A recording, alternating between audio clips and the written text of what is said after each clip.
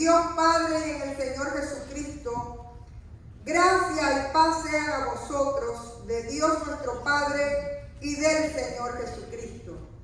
Damos siempre gracias a Dios por todos vosotros, haciendo memoria de vosotros en nuestras oraciones. Esto es palabra de Dios. Y vamos a estar teniendo una pequeña serie donde vamos a estar reflexionando en relación con la iglesia y especialmente pidiéndole al Señor que después que pasaron las vacaciones y que ahora estamos entrando en este mes de septiembre, Dios nos dé nuevas fuerzas, nueva visión. Dios, ponemos delante del Señor esta iglesia y el tiempo que ha de venir, y pidiéndole al Señor, como el profeta, que avive su obra en medio de los tiempos. ¿Cuántos los desean? Amén. Es el deseo de mi corazón y yo creo que es el deseo de cada uno de ustedes también. Así que, hermanos, nada mejor que usar la iglesia de Tesalónica, que es una iglesia muy interesante que en un momento determinado sirvió de ejemplo y también alegró mucho el corazón de Pablo. Tesalónica era la capital de Macedonia y se encontraba en medio de una vía comercial muy importante que unía el mar Egeo con el Adriático. Y por ser un lugar de tránsito, había una multitud de razas, es decir, llegaban comerciantes de todos los lugares, y realmente era una ciudad floreciente. En esta iglesia, realmente Pablo estuvo muy poco tiempo. Si ustedes buscan en Hechos 17, te narran lo que sucedió en Tesalónica cuando Pablo fue allí a predicar. Iba con Silas y demás, y dice que estuvo 3 sábados, ¿no?, enseñando en la sinagoga. Fueron suficientes para que hubiera convertidos, tanto de personas de la sinagoga como griegos, mujeres. Es decir, allí realmente la palabra prosperó, pero el cálculo que había hecho supuestamente Pablo de afirmar la iglesia en aquel lugar no se pudo dar, porque los judíos se pusieron tan airados que realmente ellos tuvieron que salir escapando en la noche. Los hermanos los tuvieron que sacar para que no sufrieran peligro allí en Tesalónica de parte de los judíos, que sentían que esta gente estaba predicando otra cosa y que realmente estaban socavando las bases del judaísmo. Con el tiempo, Pablo manda a Timoteo a ver si aquello que él comenzó prosperó o no. Y para su alegría, Timoteo regresa con noticias donde le dice: no, hay una iglesia y hay una iglesia viva, y cada vez que él llegaba a un lugar se encontraba que la gente hablaba de la iglesia de Tesalónica. Así que esta es la segunda carta que él envía, una carta donde además de expresarle el agradecimiento y la alegría que él tiene por la obra en aquel lugar, también va a contestarles una serie de preguntas. Y para los curiosos de Biblia, ¿saben cuáles fueron los primeros libros del Nuevo Testamento que se escribieron? Las cartas a los tesalonicenses. Nosotros vemos que el Nuevo Testamento empieza con los evangelios, después viene Hechos, después vienen las cartas, pero que estén colocados en el canon de esa manera no significa que se hayan escrito en ese orden. Realmente en el año 51 aproximadamente, después de Cristo, es cuando Pablo por primera vez escribe estas cartas que después van a formar parte del canon. Y es bien interesante porque vemos que ya en ese momento, y es el primer punto que quiero tratar, ya Pablo le llama a aquel grupo la iglesia. Revisen ahí en el verso 1 dice: a la iglesia de los tesalonicenses, en Dios Padre y en el Señor Jesucristo. Realmente en aquella época, una iglesia era alguna reunión. La palabra en sí, en griego, significa los que son llamados o los que son convocados. Y en este sentido, era cualquier reunión de ciudadanos, cualquier reunión, ¿verdad?, de personas que podían ser con un objetivo social o cultural, pero que eran llamados y congregados con algún sentido. Sin embargo, ya en este momento, a la iglesia se le empieza a llamar de esa manera con una nueva connotación. Pablo llama a iglesia, pero si ustedes miran en Hechos 2, 47, se dan cuenta que ya se le empieza a llamar desde muy temprano a aquel grupo que primero se le decía los del camino, pero poco a poco ya después fueron cristianos y se les empezó a llamar iglesia con una nueva connotación. Dice en Hechos que el Señor añadía a su iglesia los que habían de ser salvos. Eso es Hechos 2:47.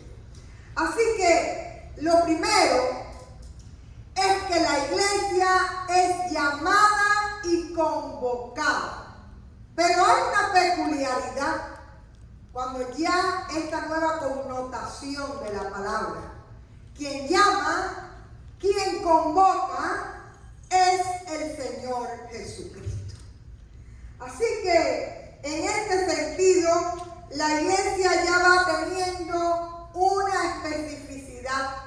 Cuando usted llega a la iglesia, cuando usted forma parte de la iglesia, el anfitrión, quien le llama, quien le convoca, es el Señor Jesucristo, y usted sencillamente está respondiendo a un llamado de Dios a través de su Hijo amado.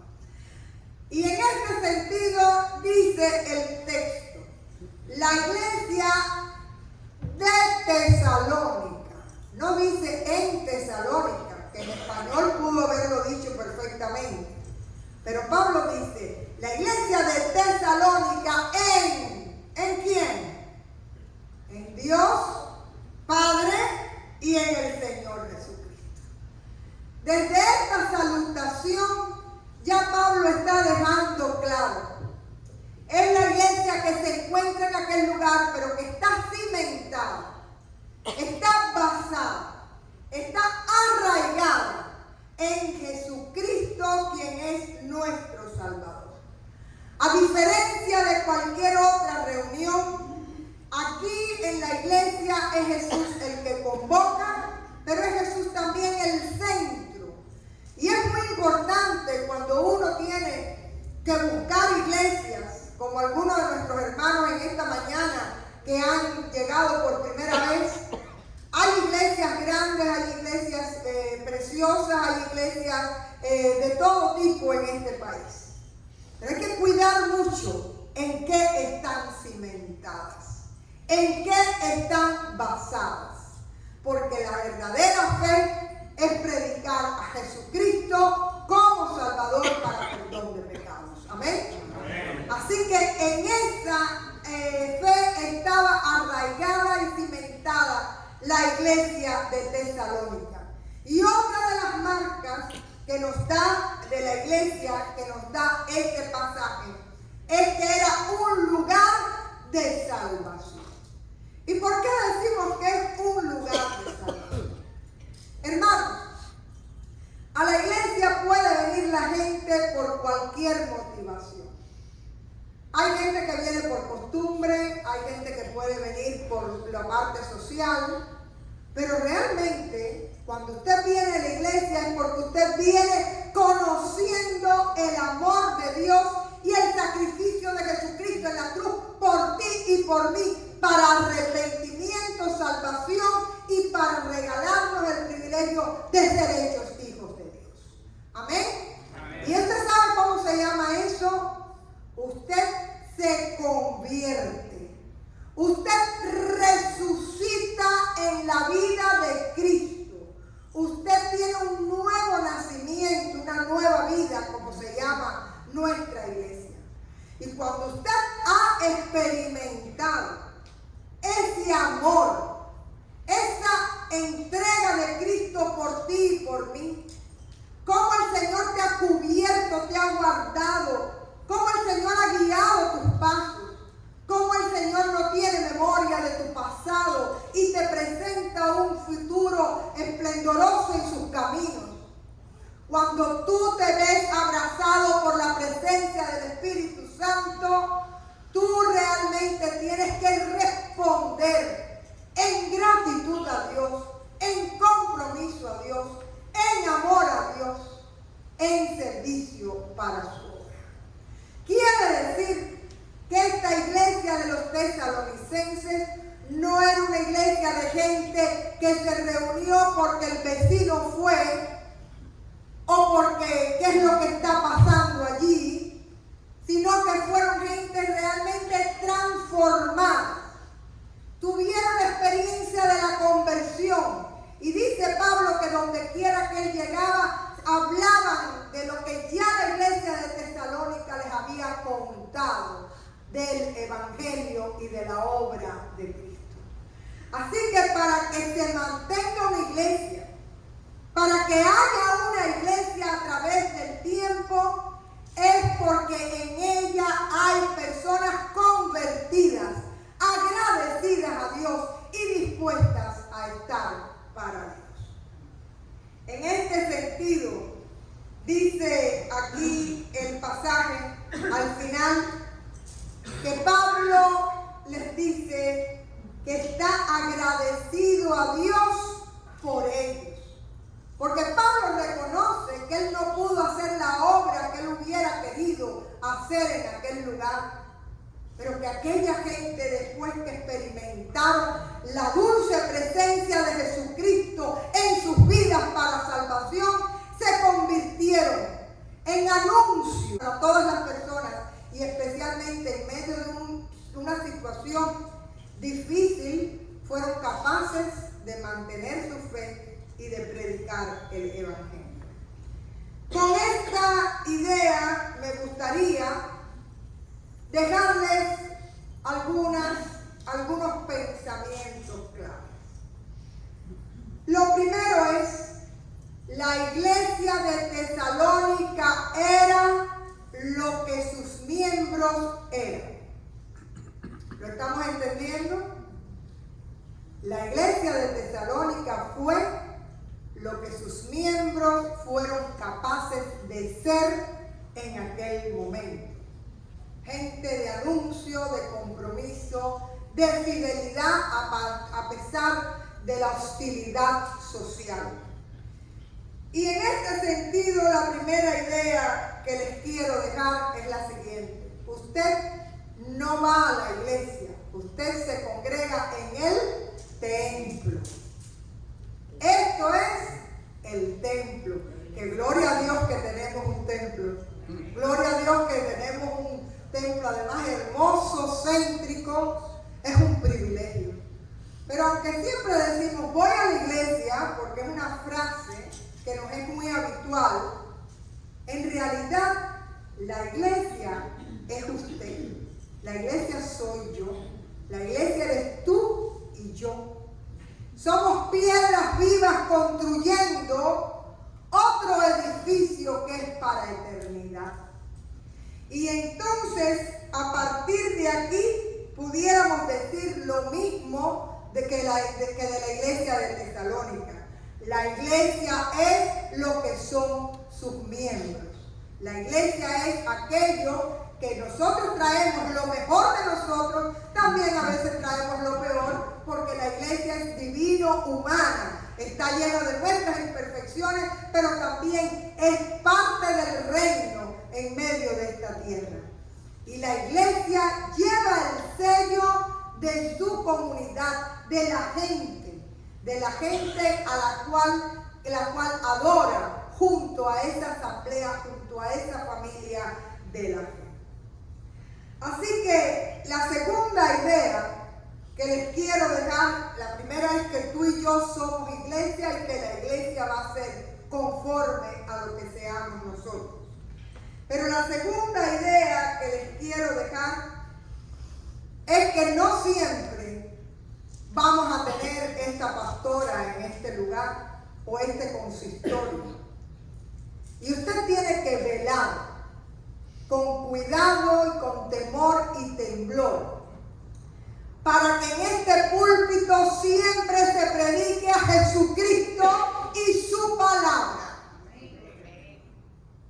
Porque hay muchas influencias, hay muchas corrientes, hay muchas modas en este mundo y desgraciadamente también hay muchas personas que usan el púlpito para llevar adelante ideas que realmente no tienen nada que ver ni con la palabra ni con el Señor Jesucristo. Así que una iglesia que tiene sus miembros que son iglesias debe cuidar de la sana doctrina que se predique en ese lugar. Pero lo otro que me gustaría subrayarles es que allí en Tesalónica pasó lo que pasó porque la gente se convirtió, cambió su vida y se llenó de la pasión del Evangelio, de la gratitud a Dios, del compromiso para Dios. Y en este sentido yo les diría, preguntémonos, ¿realmente yo he tenido esta experiencia de sentirme arropado, de sentirme amado, de sentir que mis pecados el Señor los ha cubierto con su gracia, pero especialmente de sentir que yo soy hijo e hija de Dios porque el Espíritu Santo me lo afirma en mi corazón? Para eso usted no necesita a nadie. Para eso solo Dios y tú pueden ponerse en relación y tú decirle, Señor, yo te quiero conocer en plenitud y yo quiero que tú te manifiestes en mi vida y ser tuyo. Y el Señor es fiel y espera esa oración porque Él vino a llamarnos y a convocarnos para ser iglesia de personas salvas. Pero después que usted ha tenido esa experiencia no es para el consumo personal. Estamos realmente muy habituados a lo que es la sociedad de consumo. Usted va al supermercado a buscar lo que necesita y se queda con ello. Usted va al mall y se queda con lo que compró, o según lo que usted necesita, y a veces mucho más de lo que usted necesita. Y a veces pensamos que venimos a la iglesia para recibir, para llenarnos para la semana, y eso es malo. No. Realmente yo creo que todos tenemos la necesidad. Cuando usted viene a este lugar, usted recibe de la gracia del Señor. Y llega un momento en que si le falta el domingo en la iglesia, la semana se le hace eterna. Dímelo, Raquel. Es verdad. Se te hace eterna. Porque necesitamos venir a este lugar a orar. Pero cuando usted viene y adora y conoce a su Señor, también usted sabe que usted es iglesia congregada, pero iglesia en el mundo. Que la iglesia está reunida, pero también dispersa. Y que usted tiene que ser anuncio. Y que usted tiene que ser testigo. Y cuando hablo de testigo, es un buen testigo. Óiganme, porque hay gente por ahí que tienen el cartelito que te dicen constantemente, no, yo soy cristiano, y tú dices, mejor no lo digas. ¿Les ha pasado? Y no vamos más allá, hermanos. También hay personas con muchos títulos de teología que cuando predican, tristemente, realmente no están predicando la sana doctrina del Señor. Así que yo les invito en esta mañana a tener una idea muy importante. Número 1, ¿estoy consciente de que yo soy la iglesia? Número 2, ¿he sabido ser iglesia?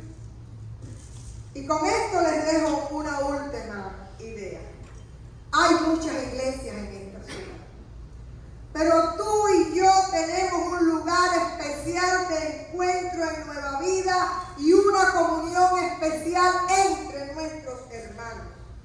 Y cada uno de nosotros hace que Nueva Vida sea un lugar único, porque es el lugar de encuentro tuyo y mío con el rostro del Señor, tanto en su presencia como en medio de su pueblo. Cuidemos de este privilegio, y yo sé que ustedes aman este lugar y que todos amamos la iglesia, pero cuidemos este lugar que Dios nos ha regalado. Y quiere el Señor que muchos digan como Pablo: gracias, Señor, por la iglesia. Les recuerdo en mis oraciones con gratitud a Dios por cada uno de ustedes. Mi oración